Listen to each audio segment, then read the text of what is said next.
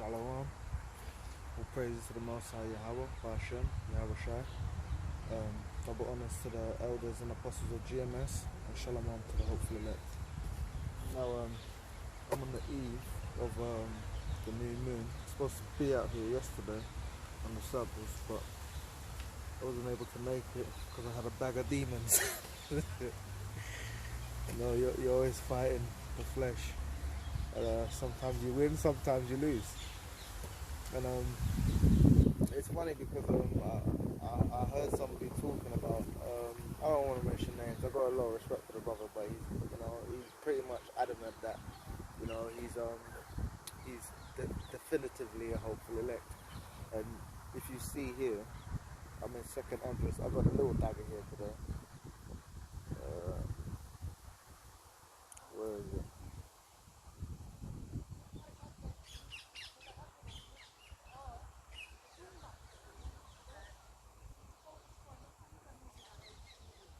Ooh, I can't find that scripture.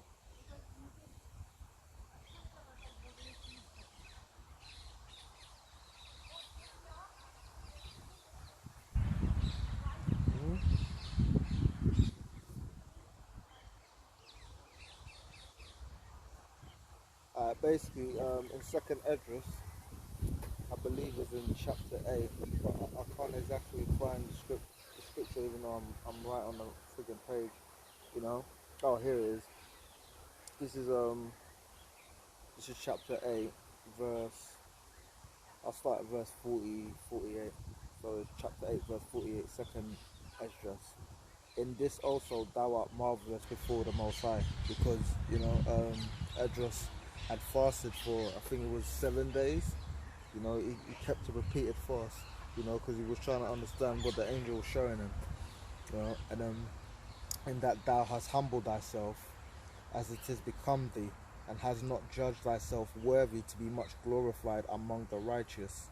For many great miseries shall be done to them that in the latter time shall dwell in the world, because they have walked in great pride.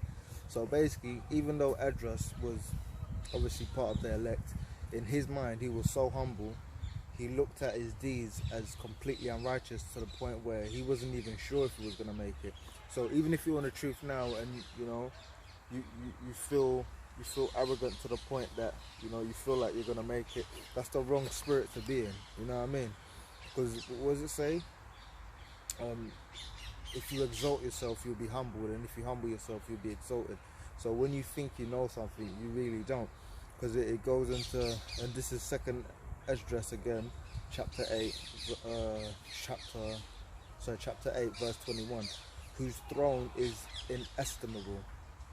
So you can't estimate the heights and the glory of the Most High throne, whose glory may not be comprehended, so you can't comprehend it, before whom the hosts of angels stand with trembling. So even the angels fear the Most High, whose service is conversant in wind and fire, because he creates wind and fire, whose word is true, because everything that the Most High says is true, and saying's constant, because everything he says, it doesn't change from yesterday to present till tomorrow, whose commandment is strong and ordinance fearful, whose look dry up the depths, and indignation makes the mountains to melt away, which the truth witnesseth. O hear the prayer of thy servant, and give ear to the petition of thy creature. For while I live I will speak, and so long as I have understanding I will answer. O look not upon the sins of thy people, but on them which serve thee in truth.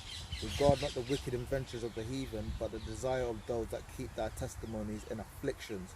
So even if we fail, and to be honest, it's been a demon-filled week, you know what I mean?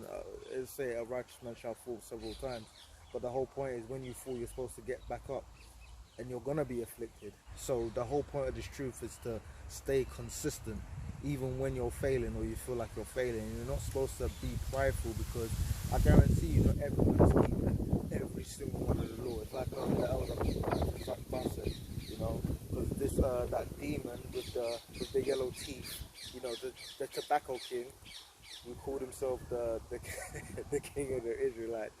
This guy was talking about how his dog follows more laws than anybody else, and how he follows all the laws. Well, that's impossible. You can't follow all the laws. I mean, I've got work I got work later on tomorrow, you know, and this is on the new moon, so I'm really not supposed to be working.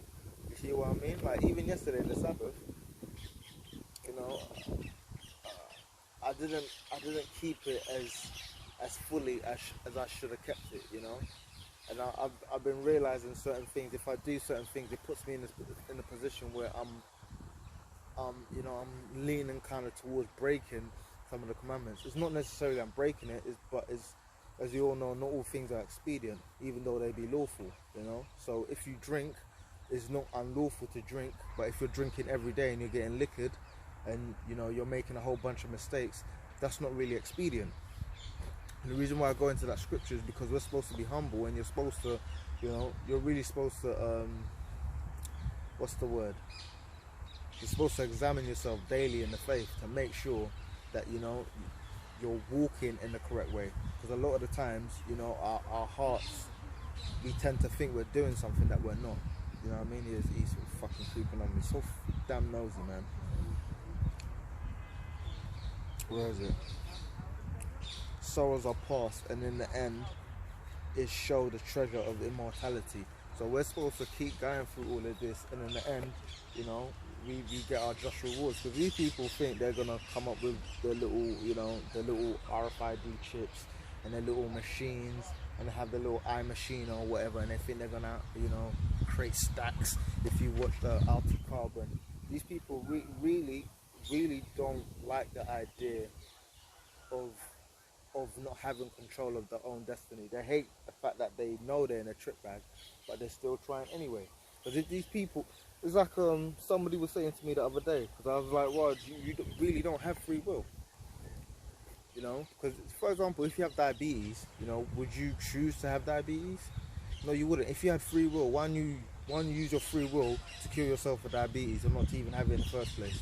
If you're born ugly, that has nothing to do with you. That's completely outside your realm of control, you know. So in a sense, if you had free will, you would have been able to make yourself beautiful before you even got here. But you're born how you're born. Your intelligence is really, you know, is really definitive and kind of fixed for most of your life. I mean, if you're able to comprehend certain things, that's how you. If you're born an intelligent child, you tend to be an intelligent adult.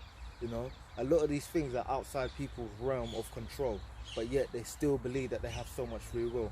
You know, it's like the elder uses an example of Pharaoh and how his heart was hardened, because he really wanted to let, you know, the Hebrews out of Egypt go, but the Most High hardened his heart. You know, so he wouldn't let them go. In the same way that these people's hearts are hardened, because they really believe that their society is gonna, you know, run to the end of time, and you can blatantly see it all crumbling down.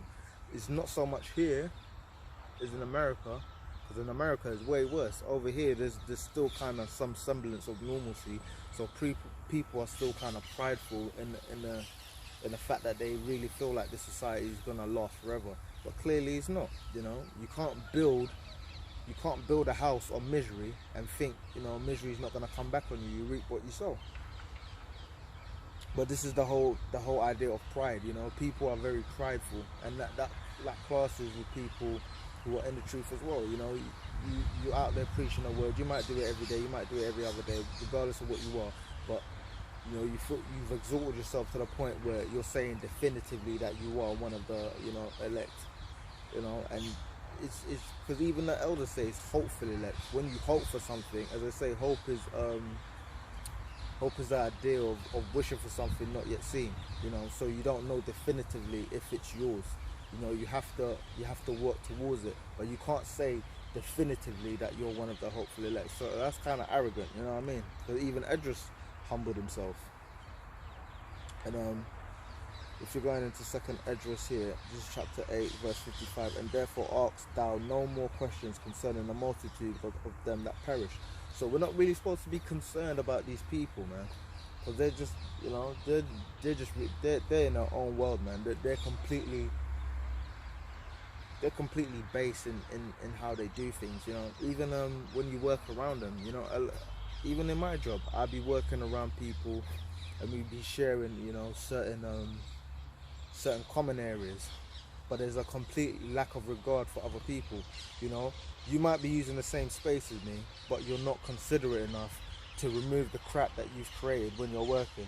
You know, so I start work and I've got, you know, all these bottles and all these food wrappers and all of this stuff, because it's just, you know, in this society there's a complete lack of consideration for other people. People only really care about themselves. It's a very selfish society, and everything that these people create as insofar as laws and, you know, their statutes and what have you, you know, is really geared towards people being, you know, extremely selfish. This isn't a society that caters to its own people. And the funny thing is, they're so willing to protect it, and it doesn't even make sense. It's like willing to protect somebody who's causing you harm. You know, like it's like these people are in an abusive relationship with the government. You know, you ever see those people who are in an abusive relationship? I mean, the dude's beating your ass and the police come and you're like, no, please, no, he's my lover. This is how the same people are. You know, they'll sit there and they'll talk about how the society is so great, but then you have to pay half your money in taxes. You know, your government won't even let you walk around with your face uncovered. You're walking around with a mask on your face like an idiot. So you don't have any free will whatsoever. And these people, you know, how they do it, they really think they're the Most High. Everything that they do is like a mockery and an imitation of the Most High, because the Most High has written everything in scriptures and in prophecy. So he's telling you things that are going to come before they even come, but these people are so blind they don't even see it. In the same way that these elites put all these ideas into their TV shows, you know, and tell you what's going to happen. I mean, they even talked about the coronavirus coming from Wuhan or whatever. It was written in a book. You know, this was written years ago. You know, you saw clips of The Simpsons where they were talking about, you know, certain deadly diseases. Even the death of Kobe Bryant, you know, they did that way before it even happened. So these people like to imitate the Most High and how he does things, because what he likes to do is he'll declare, you know, the end from the beginning. And that's how these people like to kind of imitate, you know. Really and truly, they're mocking the Most High, but they like to imitate him because, you know, they don't like the fact that they're due for destruction. You know, and that's all it is. It's like, your society is not going to last forever. Get over it. But Esau's so butthurt over it because he really thinks he's enlarged himself so much that he actually thinks he's a moral man. You know, because even when you work along some of these people, they really believe that they're helping so-called Africa. You know what I mean? And it doesn't make any sense. It's like you print a bunch of money and you give it to so-called people in need, and you're stealing billions worth of resources, trillions worth of resources, but you print a couple million and you give them 8 million, you know what I mean? And then you feel like you're doing something for those people. That doesn't make any sense. It's like me coming to your house and I steal everything in your house and I give you a penny. And then everyone's like, oh, well, at least he gave you a penny. This is the thinking of these people in the society. They're just completely gone because they're so immersed in their own little pointless lives. You know, because we all know the beginning of wisdom is fearing the Most High, and, you know, worshipping the Most High is a whole duty of man. But these people are still out here trying to figure out the meaning of life. You know, the scriptures, like what the elders said, the scriptures are you're fucking smoking weed, man. You know, the scriptures are basic. You know, they're 1, 2, 3. But these people like to do, you know, they like to complicate everything. That's why you have things like algebra and all of this. X times, why not just have the number instead of saying, oh, well, you work out X. If you know what X is, why do I need to work it out? Because they like to use their little left-handed science to create all these disasters and these so-called inventions and technologies that are helping people. Really and truly, they're destroying the earth.